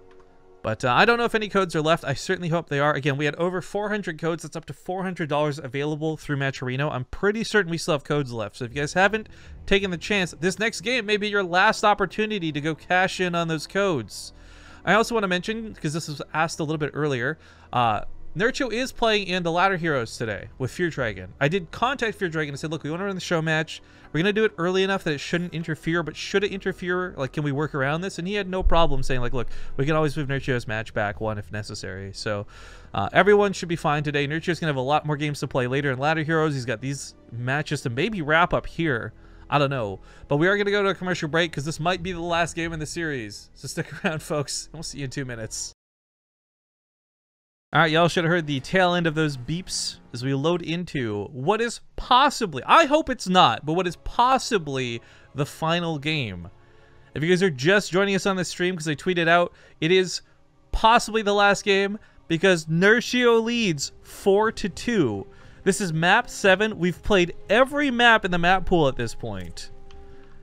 That's actually kind of cool just in and of itself.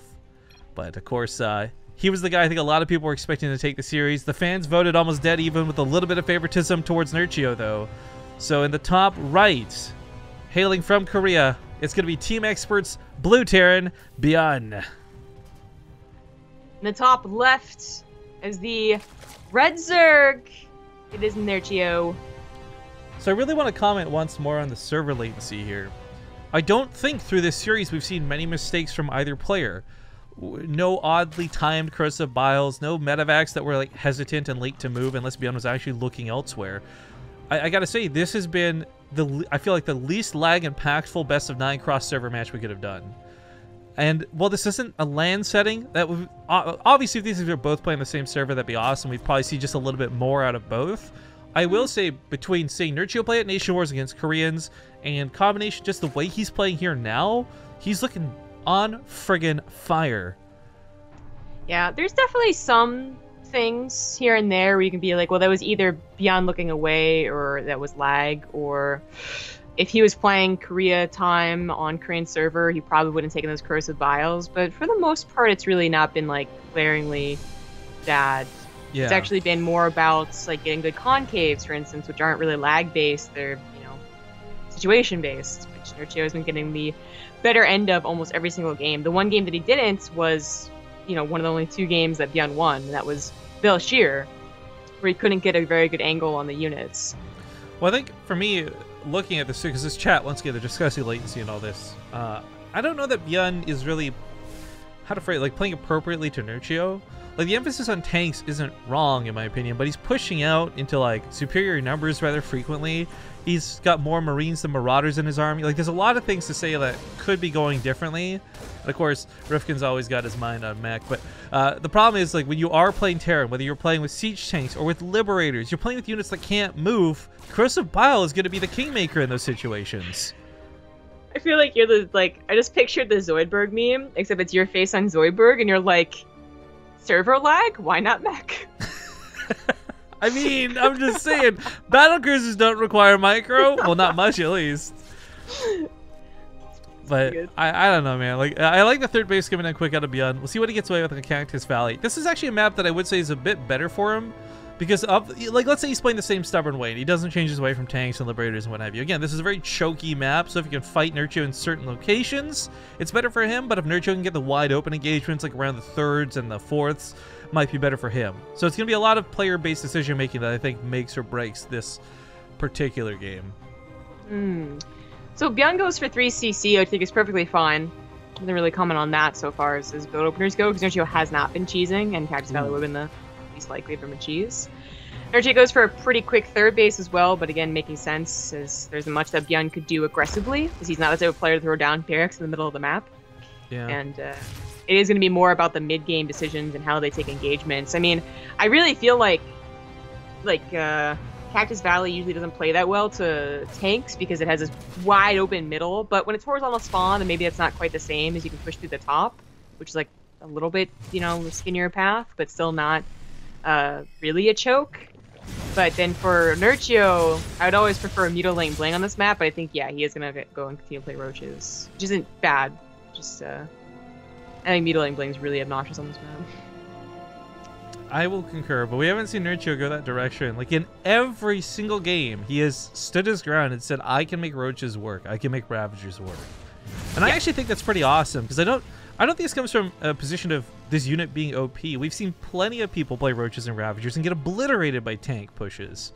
A lot of it has to do with the way Nerchio chooses to disengage that has really impressed me through this. Like, it is, get those 3 corrosive bows and then pull back with everything and not lose anything needlessly.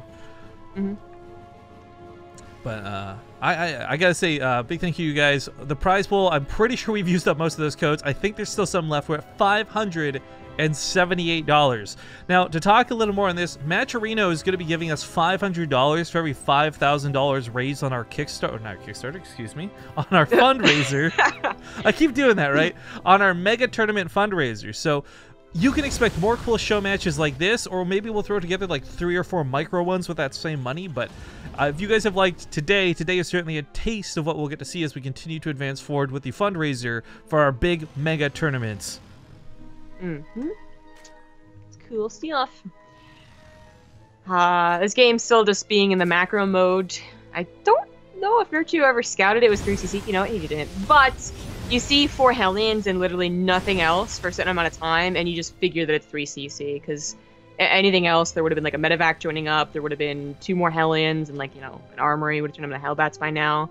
So Nerchio, had he directly scouted 3rd-CC immediately, because there were those maps, such as the overloads right there, he probably is droning a lot harder, but, you know, being a little bit greedier, but it's still an okay game for him.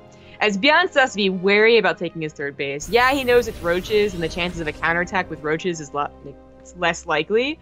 It still is something where, okay, well, what if I take my 3rd base, and that's when they decide to push with, like, +1 Carapace and Roach speed, right? And I just force myself closer to my opponent. I mean, Nerchio has been all about counterattacks, but I think it comes down to the fact that he's not... Like, we've seen one game, out of the 6 games we've played, one game Nerchio has been the aggressive guy to actually go and attack first, right? So this is kind of a little bit hedging your bets, I suppose. Nerchio is going to be getting a little aggressive with the Roaches, but there's nothing close to enough, I think, to shut down this base. He probably won't be able to. I mean, 1-1 stim. I mean, there's plenty of Marines. 25, 7 Roaches aren't going to do jack squat. Yeah, and Nerchio is taking his 4th base, and he's gotten to a good drone count, so he can make nothing but Roaches now. But yeah, in a defensive manner. If everything goes according to plan, then sure, he could counterattack with how close they are now. This is also really important. The earlier ByuN attacks, the less likely he'll have to deal with infestors. So little trades here and there, a couple of overlords, not too bad. He can actually fight the Ravagers head on, I feel, but transfuses are going to spook him away. Meanwhile, Hellions on the left side looking to run over and kill some drones in that 3rd. The army is busy with the Marines. This is a great distraction out of ByuN. He might lose some SCVs himself for it, but 4 medevacs are a lot to heal this army with. Oh, ByuN, go north, go north. Ooh, he's busy microing over here, and I don't blame him, but he can kill so many drones right now. He's probably very scared about this push, but 1 tank in a decent position should be enough. Again, Nerchio is not overwhelming quite yet. Roaches respond. ByuN is a little bit too late with those Hellions. I think he killed like 1 drone. He killed 1 drone. Oh, it feels bad, man. Okay, so he loses the cool back attack potential. That kind of sucks for ByuN. but he did trade out decently. The fear, though, is you look at the army supplies, and it is a little bit bigger for Nerchio. That's to be expected with a roach composition of any variety. The question is, though, with those infestors popping out, like, he's not going to have fungals right now, but he might have them as the medevacs try to retreat, for example, and that's where this could fall apart for ByuN, as he's heavily relying on these medevacs to get some damage done. Nerchio got the favorable positions when it comes to drops. If he went mutas, there's a ton of like open space in ByuN's main. But if he went defensive, then there's just, you know, 2 spore crawlers and a queen will probably push off most of ByuN's drops of that natural. I'm rooting for you, ByuN. I want game 9 more than anything else, but I also want to see you just not go down like this. So he's I would say definitely looking better this game than most others when it came to this timing, when it comes to army type, army value, army size. Oh my god. Oh, nice pick. That's a severe really supply block on Nerchio's part. Supply block? I didn't Supply realize block. Supply was here. Supply block. The P got upside down. I don't know how that happened. Got upside down in my mouth. Supplies. Alright, so ByuN does have another drop, but Nerchio has kind of realized, I think, what type of style ByuN is playing and has already prepared everything. Now, of course, it is always better to not lose the medevacs. It's just unfortunate, though, because he does have to keep giving up lots of Marines for it. And we're hitting that timing where, by the way, Hive's done. Hello, we got Ultra Cavern on the way. We got Adrenal Glands kicking up here. I love that there's a lot of Marauders. I think that this is way better looking than most other compositions we've had out of ByuN. But the fear is, whether you've got Marauders or Marines, if the Corrosive Biles and the Fungals land on your medevacs, both of those units are in trouble. I don't mind if ByuN does like a maxed out push with 2-2-1. It might be a lot better than any of the pushes in the past 5 games. Oh, the first game he attacked. I'm worried he's choking through his own wall pretty badly here. Oh gosh, wow. Nerchio, he didn't expect to see the infestors right on the front lines, but... Oh, he does take out the infestors, but that concave might still very well for Nerchio. They still got tanks in the backside, though, firing hard. The bunker's something he can rely on for a little bit. Corrosive Biles aren't killing the tanks, and ByuN's actually turning out not badly.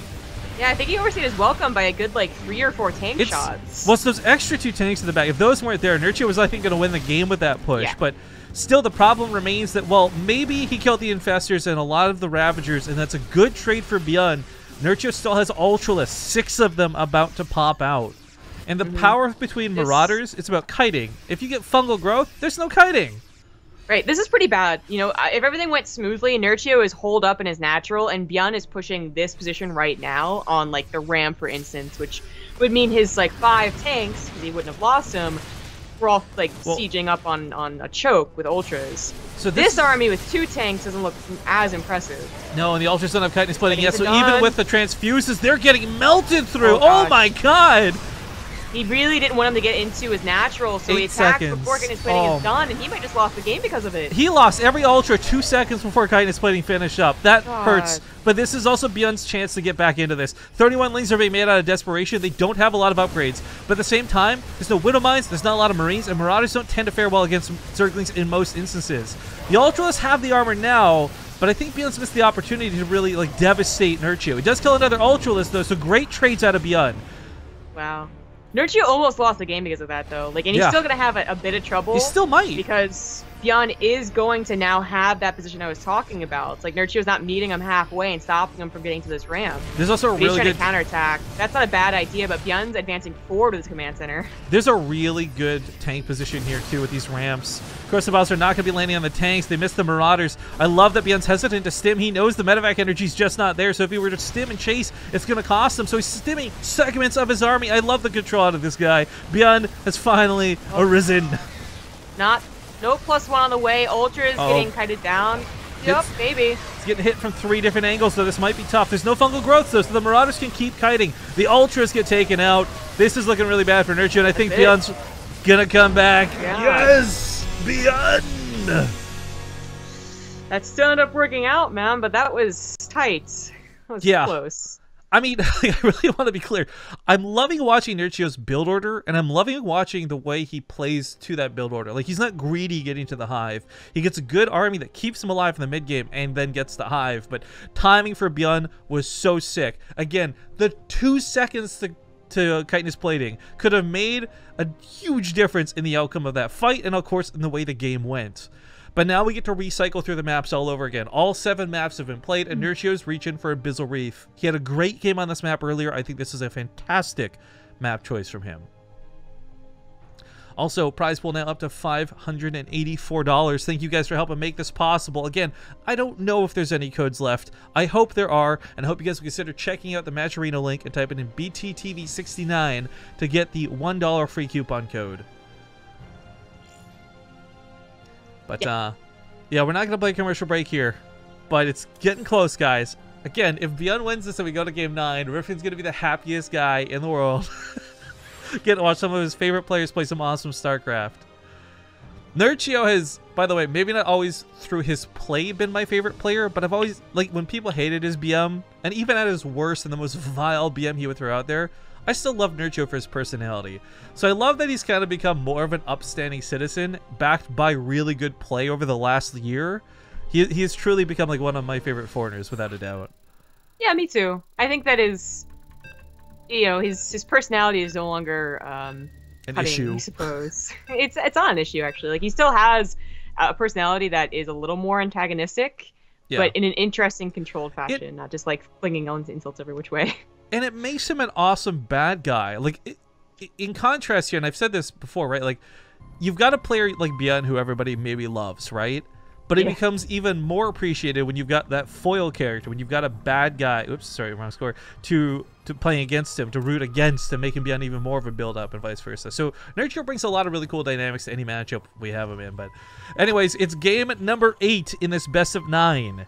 He's still on his last life. He's got to win Abyssal Reef to go to that absolute ace match. In the top left side of the map, he's the blue Terran player, ByuN. In the bottom right is the red Zerg. He is Nerchio. Of course, this fantastic show match is all but too short. Coming up close to barely 2 hours on the cast. Lots of great games to be had. Nothing too short, nothing too long. But again, seeing Terminator's bit contribution, by the way, which was still like the most hype thing to happen. Seeing you guys help build the prize pool up to 500. We didn't have to put any money into this ourselves for once. This was all you guys in Matcherino. $584 at the time of speaking. That might even be more by the time we're all said and done. I don't know. But regardless, thank you guys for helping make today worth waking up for early on a Sunday, because this was some awesome StarCraft 2, and the fans helped make it that awesome. There's someone asking about sub and replays, and yeah, if you sub, you can get most of the replays. Anyways, not the Alima League. Yeah, there's asterisks for things. Like, people asking for the Ting replay packs. Like, guys, we're not going to release those till Ting's finished. Like, if we start giving out replays of Snoot to his direct opponent in his group, that's a little unfair. So, yeah, okay, so yeah, Ting and Alima League are where you cannot get the replays right now here. But the point is, if you do, you can get technically get replays from the past. But if you sub right now, then you're going to get replays from this event right after the sun. Awesome show match, creates awesome replays, great things to study from, and good resources for, again, I know Loco's actually been casting a couple of our games from replays too, and if you guys ever want to do that yourselves, by all means, feel free. All we ask is, like, maybe you consider mentioning us, but honestly, that's not even required. So, a little bit aside, we do have ByuN going for another factory opener. But no, oh wait, there's Reaper, excuse me. I guess I didn't see it because the blue on the map blends in pretty well. I was going to say, no Reaper is interesting. He leaves a Marine at home instead, but this will accomplish the same thing where it's just supposed to keep the command center alive a little bit longer. Nerchio's going for early roaches. I mean, I saw the roach for him, but I didn't really see how early it was. But that's... he saw the command center, so this... No, he didn't. Oh, I think he misscouted and thought, oh, this is a 3-Rex Reaper. Because that Overlord got close enough to maybe look like there should have been a natural down, but it didn't quite see it until the Lings came in. It's possible, but I feel super unlikely to happen on Abyssal Reef. Like, he's just going to push. Yeah, because, you know, the two things about this build that Nerchio does is that, yes, if there was a 3-Rex Reaper, then it would be good. But if you know they're going to do, like, a Hellion 3CC thing... Oh, I like swapping this back. I think that's so important to do. Well, we'll see. I mean, the roaches are already... The Ravagers are already here, that is. And ByuN will definitely have to abandon the natural. Does he even know... He's got a Cyclone on the way. He's got Marines. I think he scouted the Roach Warning. That was enough of a tell for him in the back of the base. So okay, yeah. yeah, the bunker's not going to quite get up, and that kind of sucks. But the Cyclone and the double Marine production was going to be way better than the Hellions that I think he was aiming for initially.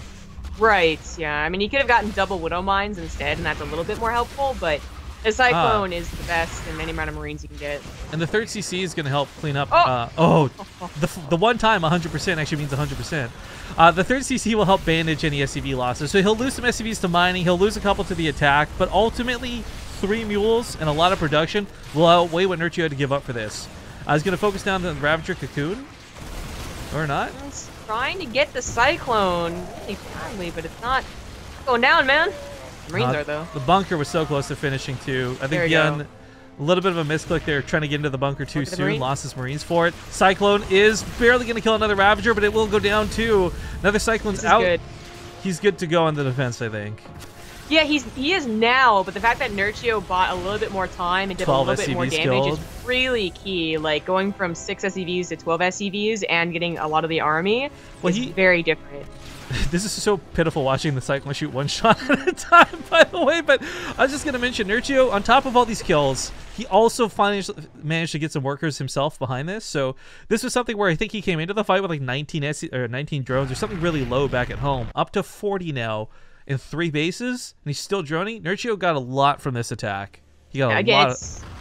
It's like super important he did more than what he was doing in the main base. If that natural was just cleaned up immediately, he's so far behind.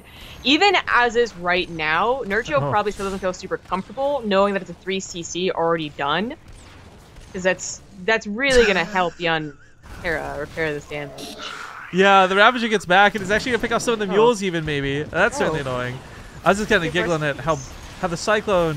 Maybe it was coming back home out of necessity, or maybe just said, screw it. It'll take me a million years to kill the Overlord. It's not worth being out there for. I don't know which one, but you get a Fractal Life for the Twitch Prime sub and Little Raven 101 for the 26-month sub. You guys are the best. Keep up the great work. Thank you very much. Thank you guys for your support. Overlord. It's happening. It's happening.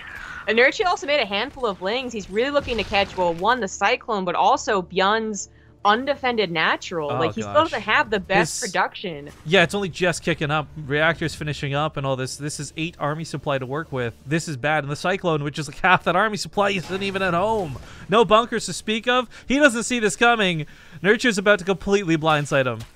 SCVs have to guard the Marines. Like, he can't fight this without them. You know, Nerchio probably could have gone for the Marines immediately and gotten us around, and that might have been game, but still forcing a liftoff, forcing ByuN to be scared. Nerchio takes a 4th base behind this and could drone. He did delay his lair quite a bit for everything that has happened so far in this game, but he might be doing enough damage to make okay. Did delay sounds like diddly, and I'm like, okay, fighters. he diddly his command center. Alright, well, there's a lot of Marines to fight with, and again, I think if the SCVs are pulled into the fight, they should be able to hold. It's tough, though, because... You know, ByuN's already losing a lot by just lifting and pulling back like this. But without a full wall off at the top of the ramp, he can't abandon the ramp. Like, if he pushes out and the lings run around him, then his main's in a lot of trouble. So that was a really scary moment for him to have to pick and choose from.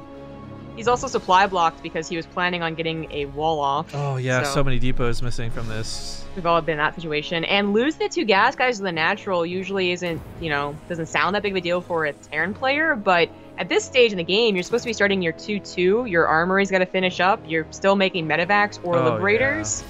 It's kind of a big deal to use those gases, and he will have to rebuild them, which is, again, taking away minerals from all this lost mining. His 3rd CC just has not felt that useful. I really like and even respect Nerchio's choice to cheese out in this game, though, because ByuN certainly didn't see it coming, and you know, he's been playing the same thing for 7 games in a row. Why would you expect different on 8? It's a lot of links run by. The medevacs are across the map. Game ending. I think it is. The medevacs are just going to stall out. ByuN's just kind of like, what do I do? Where do I go? What do I focus on? Combat shields might get focused down. Nerchio's going to delay that so essential 10 health. GG. Whoa, ladies and gentlemen, Nerchio takes this series 5-3, and I was right. Oh shit, you were right. Neato. Hey, do you think Nerchio lives in the top right side of the map? Do you think that medevac gets out alive? should. All right, all our funsies bets aside, big payouts for the people who, I guess, put their partoofs in. We had Anton Caridian donate $50 more. Well, this went on, by the way, so that prize pool today tops off at $643. You guys still have a chance to throw in a couple extra bucks if you want to use the free coupon code BTTV69.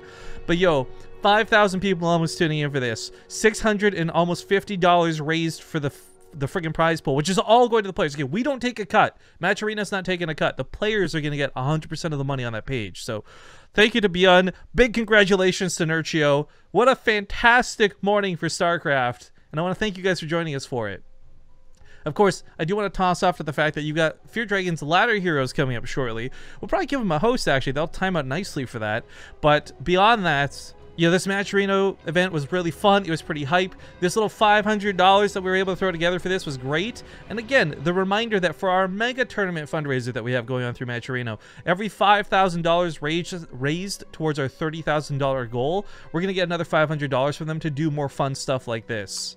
So again, thank you guys for joining us today. I hope you really enjoyed it. Since our last mega fundraiser shoutout session, by the way, Walgren78 donated $90, and then Tom KD donated $18. And I think we actually have to throw in like another $200 or something from stream donations. So we're up to $3,450 raised over there, but that's more like $3,600. So getting close to that $5,000 reward for the next Showmatch series. That could, again, maybe it'll be a best of 9 like this. This was a lot of fun. Maybe it'll be a couple of smaller show matches. I really don't know, but this was great. This was awesome. It was, yeah. I didn't realize we were close to 5,000. We just broke 5,000. Oh shit. Oh well. It's awesome. The viewer count.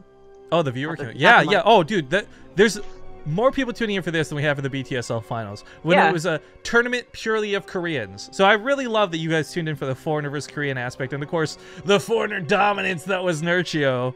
He by the way, in the chat says, thanks, GG, for the show match. I wish him the best of luck in Ladder Heroes, because if you guys want to see more Nerchio, he'll be playing over in Fear Dragon's event in a moment or two. But we don't really have a lot to shout out other than that. Just come back tomorrow. We got the Corsair Cup monthly finals. In fact, I think I can look up the roster for that before we disappear. Okay. Tomorrow is Monday. And I got to talk to Dares about setting up February's events too. But yeah, we've got Alive versus TBD. I'm not sure who he's supposed to be playing. We'll look at that in a moment. Keen versus Optimus. Sorta versus Fear. And Snoot versus Neeb. I thought I put Nerchio on that list. Maybe he didn't get enough points? Huh.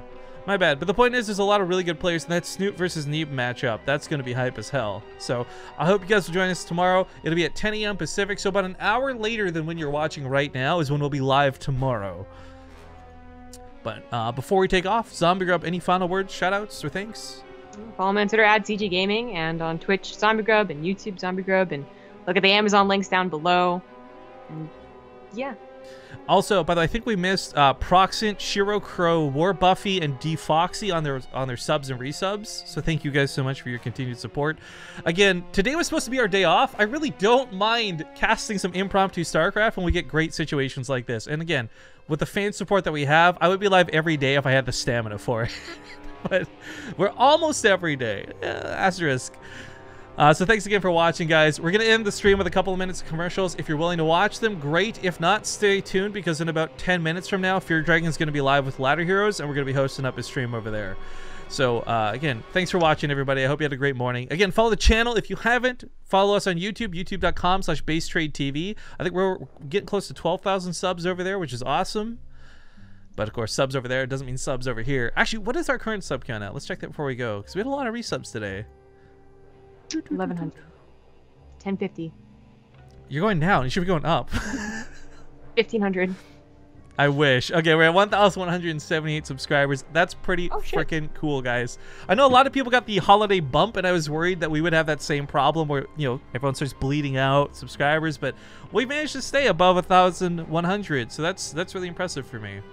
I do hope, I wish I knew a way that we could hype up subs to truly make it worth your while, because if we could get 2,000 subs at the end of the year, I would be very happy with that. But that's such a long distance goal that I don't know if it's really realistic or not. 2,000 subs is a lot of people. But Anyways, enough with the pandering. Thank you guys for watching. Just make sure to check out our big fundraiser, !mega in chat. If you've got a couple of bucks to spare, we would certainly appreciate it. $30,000 is a hell of an ambitious goal, but we should have rewards up soon. We got some video content that'll be coming out of the house. I can tell you right now, I've actually secured a deal for something I can't announce, but we have a pretty cool in-house tournament set up for the Korean team house coming in the middle of February. So expect some cool stuff over there. We'll be inviting some Koreans over to play in the house. So you'll have No Regret, Scarlet, Time, Cloudy, Kellizer, and Major, and a couple of Korean players we'll be inviting to have an in-house tournament. So more good stuff coming. But I'm done. We'll see you guys later. Thanks again for watching, and have a great day, everybody. Bye-bye.